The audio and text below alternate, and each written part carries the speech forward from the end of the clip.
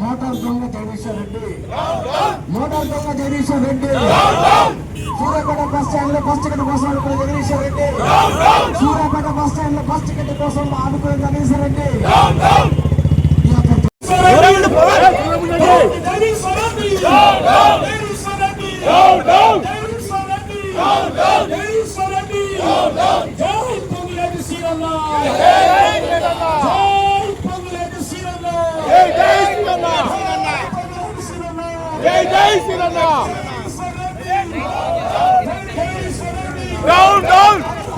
జాగ్రత్త బాబు, బయట బాబు.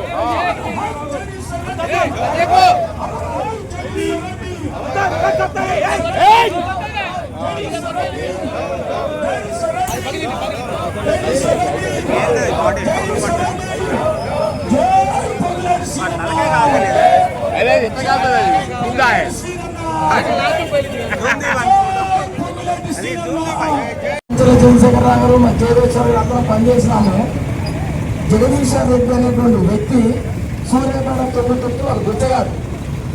వాడు సూర్యాపేటలో మోటార్లు తగ్గుతారని చేస్తే వాడు పోలీస్ కేసులు ఉంటాయి. 2001లో కేసీఆర్ దగ్గరికి వెళ్ళడానికి ఉద్యమం చేసేటప్పుడు మేమందరం ఇక్కడి నుంచి 20 కార్లు 30 కార్లు వేసుకెళ్ళిపోవడం.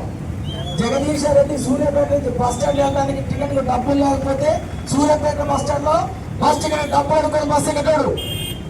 వీడు 2016లో సీనన్న ఇంటి ముందుకు వచ్చి పిచ్చలు ఎత్తుకొని సీనన్న కాళ్ళు పట్టుకొని చేతులు పట్టుకొని గదవ పట్టుకొని టీఆర్ఎస్ పార్టీలో తీసుకుపోయి సీట్ అవ్వకుండా గొంతు కోసం వీడు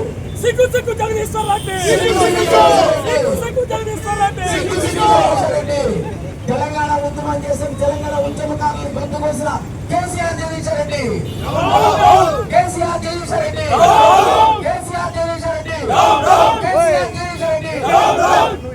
ఈ యొక్క జగదీశ్వర్ రెడ్డి వ్యాఖ్యలపై మాట్లాడాల్సిందిగా కంచెల చేసేవాడిని కోరుతాం. ఇంకో విషయం కూడా జగదీశ్వర్ రెడ్డి చెప్తున్నాం మీకు.